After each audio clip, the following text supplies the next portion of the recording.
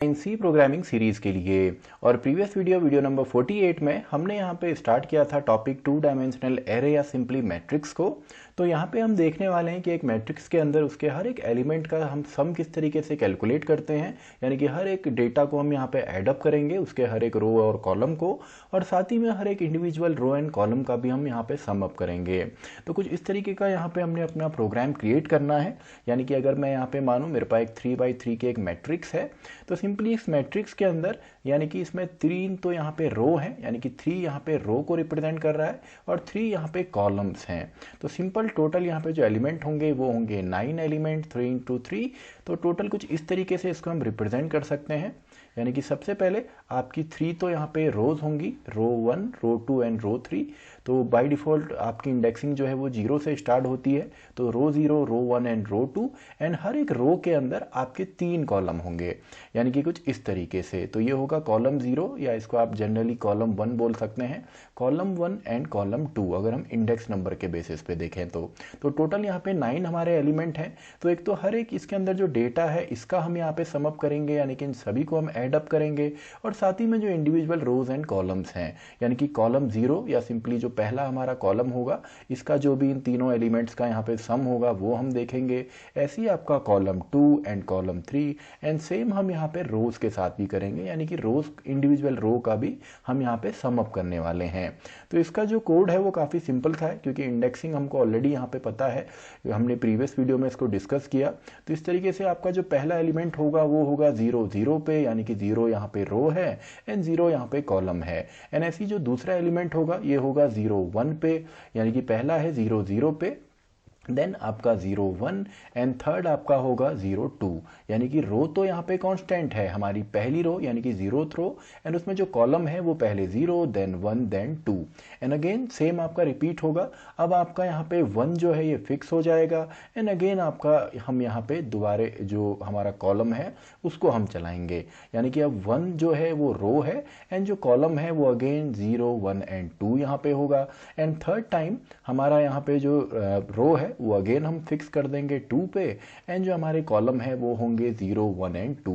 तो I hope आपको simple सा यहाँ पे जो लॉजिक है ये समझ में आया होगा कि किस तरीके किनको हमने यहाँ पे सम अप करना है। तो चलिए डायरेक्टली इसका जो कोड है वो हम यहाँ पे लिखते हैं, डायरेक्टली इसका प्रोग्राम हम क्रिएट करते हैं।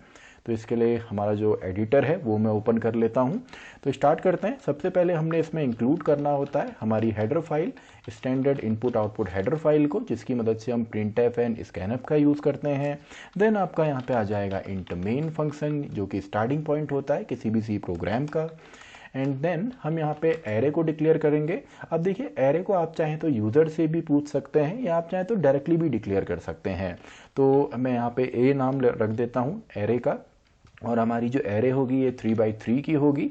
अब इसमें जो एलिमेंट आपने इंसर्ट करने हैं, एक तो आप डायरेक्टली कर सकते हैं, टोटल हमें पता है 9 एलिमेंट है, और उनको आप इस तरीके से डिक्लेयर कर सकते हैं, ये पहली रो के लिए एलिमेंट हो गए।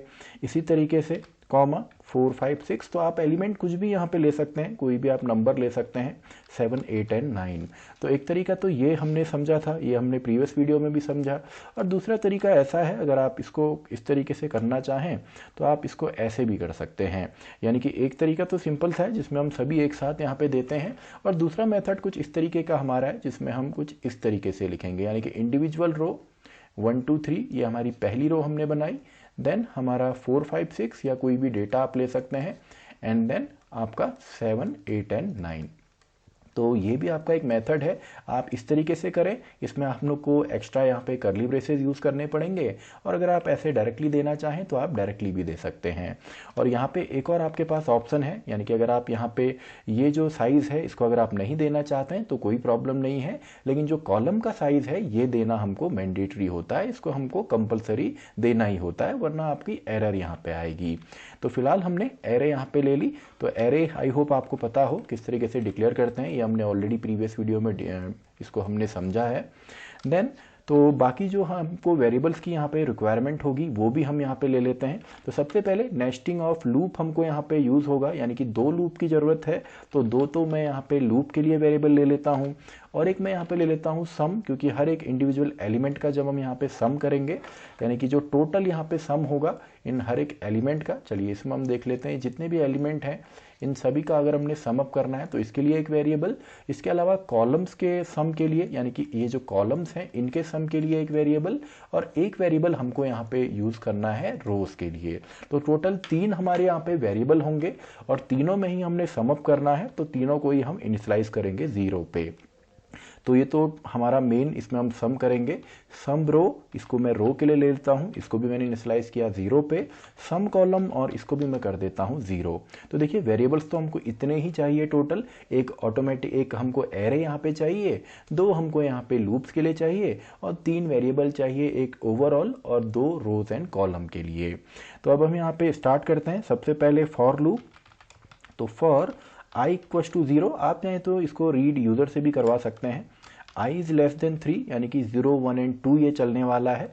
तो i हमारा यहाँ पे रिप्रेजेंट कर रहा है सिंपली रोज को, एंड इसके अंदर j से हम क्रिएट करेंगे सिंपली कॉलम्स को। तो लूप जो यहाँ पे चलने वाला है वो इसी फॉर्म में चलने वाला है, जो वैल्यूज़ हैं वो अभी हमने जो देखी सेम वही वैल्यूज़ आपकी रन करेंगी। तो देखिए ing, तो दोनों मैंने यहाँ पे बना दिए, नेस्टिंग ऑफ लूप है। तो लूप क्या चलने वाला है, सबसे पहले इस तरीके से i की वैल्यू कांस्टेंट है 0, यानी कि ये वाला जो लूप है ये आपका 0 जब चलेगा देन आपका j जो है वो 0, 1, 2 चलेगा।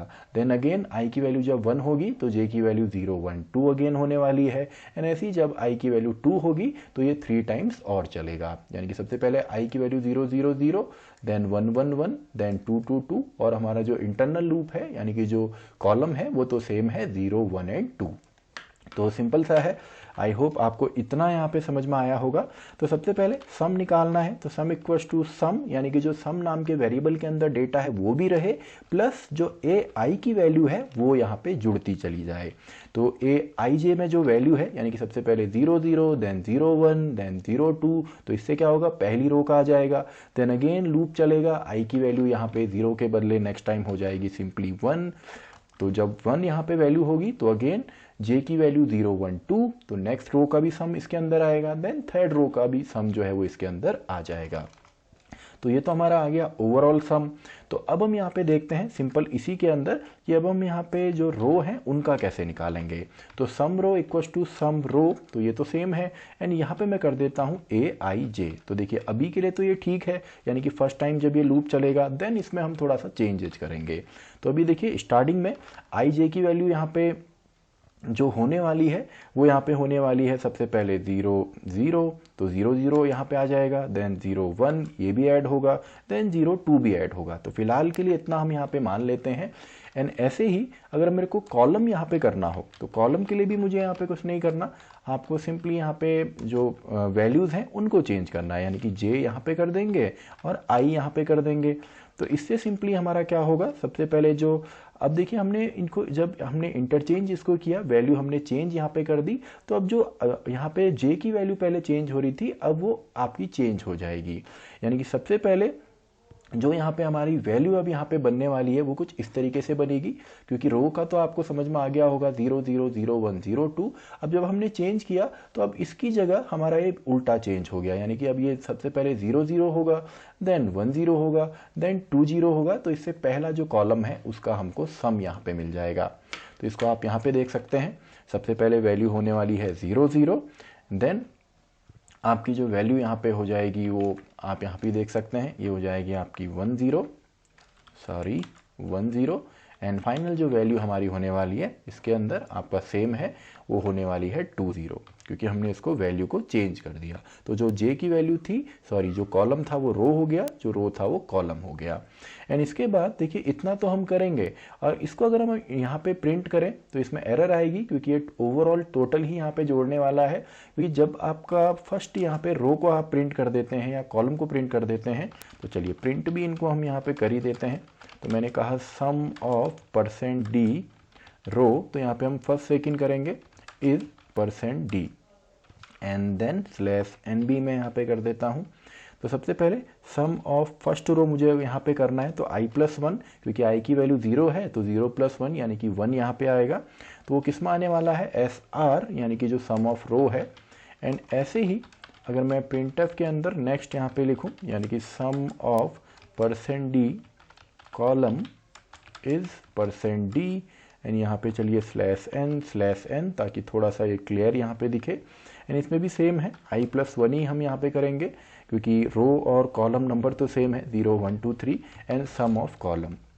तो देखिए इससे रो एंड कॉलम का सम तो आएगा, लेकिन हर बार हमको क्या करना है, जैसे ही हमने फर्स्ट टाइम वेरिएबल का यूज़ किया, इस पहली रो का हमने सम यहाँ पे निकाल दिया, तो नेक्स्ट टाइम जब हम यहाँ चाहते हैं कि इसका सम आए नेक्स्ट रो का, तो हम हमारा जो वेरिएबल है उसको इनिशियलाइज करना पड़ेगा 0 पे। नहीं तो क्या होगा, जो ऑलरेडी पहली रो का सम है उसके साथ आपका सेकेंड रो भी ऐड हो जाएगी। तो जब सेकेंड का भी हम कंप्लीट यहाँ पे सम करेंगे, देन हमको अगेन 0 पे इनिशियलाइज करना है एंड सेम आपका थर्ड भी होगा अगर इसके बाद भी हमारी चीज़ें हैं तो सिंपल सा है। इसके बाद सिंपल सा सम ऑफ रो को हम 0 पे इनिशियलाइज करते हैं एंड सम ऑफ कॉलम को भी हम 0 पे इनिशियलाइज कर देते हैं। यानी कि एक बार सम आ गया सबसे पहले, एंड देखिए ये मैंने कब किया, जब मेरा इंटरनल लूप खत्म हो गया। यानी कि पहली रो जब 0 यहाँ पे चलेगा, इसके बाद ये काम हो रहा है। सबसे पहले जो i की वैल्यू है जब ये 0 हो रही है, इसकी वैल्यू जब यहाँ पे 0 है तो इसमें आपका पहली रो और पहला कॉलम, देन जब वैल्यू 2 होगी तो जब 1 होगी तो इनिशियलाइज हमने ऑलरेडी यहाँ पे कर दिया वैल्यू को चेंज 0 पे, तो दोबारा next row and next column का सम हमको यहाँ पे मिलेगा। तो सिंपल सा है। तो ये तो हमने प्रिंट कर दिया सम ऑफ आपका इंडिविजुअल रो एंड कॉलम। इसके अलावा टोटल आपका जो एक्सटर्नल लूप है उसके बाहर ओवरऑल सम भी हम प्रिंट कर देते हैं, क्योंकि वो हमारा एक इंडिविजुअल वेरिएबल में है। Sum of all elements is %d और ये हमारा है सिंपली सम नाम के वेरिएबल के अंदर। तो ये सिंपल सा है। इसके बाद रिटर्न 0 एंड हमारा प्रोग्राम जो है वो कंप्लीट हो गया। तो चलिए इसको अब एग्जीक्यूट करके हम यहाँ पे देखते हैं। तो सिंपल सा है। तो देखिए सम ऑफ फर्स्ट रो, तो सम ऑफ फर्स्ट रो अगर आप देखेंगे तो फर्स्ट रो में 1 2 3 यानी कि 2 एंड 3 5 एंड 1 6 तो सही है। ऐसी सेकेंड रो आपका 4 5 एंड 6, तो ये भी आपका 4 एंड 5 सिंपली 9 एंड 6, तो ये हो गया 15 एंड 7 8 9 सिंपली आपका हो गया 24। ऐसी पहला कॉलम यानी कि सबसे पहले जिसमें 1 होगा, देन आपका 4 होगा, देन आपका 7 होगा। तो 7 एंड 4 आपका सिंपली 11 एंड 1 12। तो देखिए पहला कॉलम भी सही है एंड ऐसे ही बाकी कॉलम भी आप चेक करेंगे। एंड इन सभी को अगर आप ऐड अप करते हैं तो उन सभी का जो सम आएगा वो 45 यहाँ पे आएगा। तो आई होप आपको समझ में आया होगा। अगर आपको नेस्टिंग ऑफ लूप आता है तो सिंपल सा है। तो इसमें लॉजिक नहीं था, अगर टोटल सम निकालना है तो सम नाम का वेरिएबल और इंडिविजुअल रो का निकालना है तो रो का, लेकिन आउटर लूप से पहले हमको इसको प्रिंट भी करना है और साथ में इनको वापस 0 पे इनिशियलाइज भी कर देना, यानी कि इनकी वैल्यू को 0 कर देना है। तो आई होप आपको सिंपल सा ही प्रोग्राम था, ये समझ में आया होगा 2D एरे से रिलेटेड। तो इसी के साथ हमारी ये वीडियो भी खत्म होती है, वीडियो नंबर 49। तो मैं मिलता हूँ आपसे नेक्स्ट वीडियो में, वीडियो नंबर 50।